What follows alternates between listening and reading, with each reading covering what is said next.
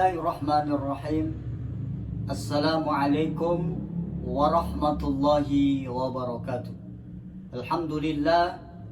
Alhamdulillahi rabbil alamin. Wabihi nasta'in ala umurid dunya waddin. Wassalatu wassalamu ala ashrafil anbiya'i wal mursalin. Wa ala alihi wa ashabihi wa man tabi'ahum bi ihsanin ila yaumiddin. Faqad qala Allah Ta'ala fi kitabihil karim wa huwa asdaqul qailin. A'udzu billahi minasy syaithanir rajim. Yarfa'illahu alladhina amanu minkum walladhina utul ilma darajat. Wa qala Rasulullah sallallahu alaihi wasallam, man salaka tariqan yaltamisu fihi ilman sahhalallahu lahu bihi tariqan ilal jannah.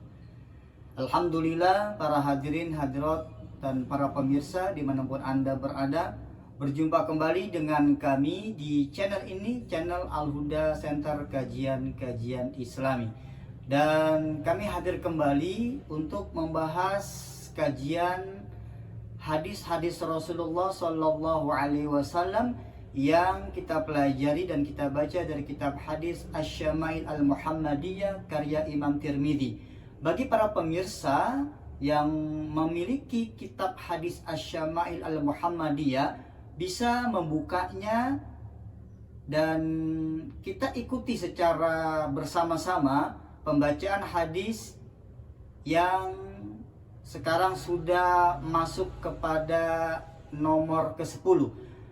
Nah, hadis yang dari pertama sampai dengan hadis yang ke nomor 10 ini, di bab pertama ini memang masih membicarakan tentang bagaimana fisik dari baginda Rasul Sallallahu Alaihi Wasallam, dari bentuk rambutnya, kemudian kulitnya, kemudian cara berjalannya baginda Rasul Sallallahu Alaihi Wasallam.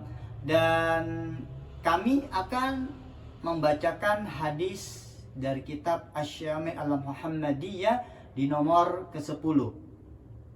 Haddatsana Sufyan bin Waqi'in, haddatsana Humaid bin Abdurrahman Ar-Ruwasi, an Zuhairin, an Abi Ishaq qala sa'ala rajulun al-Barra'a ibn Azib, akana wajhu Rasulillah sallallahu alaihi wasallam mithla sayf. Jadi hadis ini dari Barra bin Azib, ketika ada seseorang yang bertanya kepada beliau tentang bagaimana akana wajhu Rasulullah sallallahu alaihi wasallam mithla sayf, tentang bagaimana bentuk dari wajah baginda Nabi sallallahu alaihi wasallam. Lelaki itu bertanya kepada Barra bin Azib, apakah wajah Rasulullah itu mithla sayf, seperti pedang? Para hadirin, para hadirat, para pemirsa yang Allah muliakan, para ulama di dalam menginterpretasikan dan di dalam menafsirkan hadis yang mulia ini, pada perkataan seperti mithla sayf, seperti pedang, ini ada dua riwayat. Riwayat pertama ada yang menafsirkan, yang dimaksudkan dengan mithla sayf ini, seperti pedang ini adalah seperti pancaran pedang. Karena kita tahu pedang yang terbuat dari besi ini apabila sudah menjadi sebuah pedang yang utuh, dia akan memancarkan cahaya, dia akan memantulkan cahaya. Nah, ini adalah riwayat yang pertama, apakah wajah Rasulullah ini memancarkan cahaya seperti kilatan cahaya di pedang. Kemudian ada juga riwayat yang memberikan sebuah penafsiran, yang dimaksudkan dengan misla saif ini, seperti pedang ini, adalah bentuk dari wajah Rasulullah Sallallahu Alaihi Wasallam, yang bentuk dari wajah baginda Rasul ini memanjang. Nah, kalau kita lihat dari berbagai macam riwayat tentang penafsiran hadis yang mulia ini, maka kita akan coba mendalami pendapat yang ditulis oleh Imam Ibnu Hajar Al-Asqalani di dalam kitab Fathul Bari. Ini syarah dari kitab Sahih Al-Bukhari.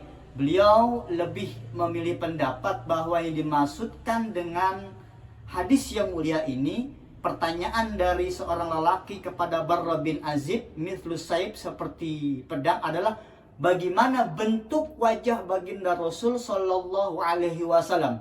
Dan inilah insya Allah pendapat yang mendekati kebenaran.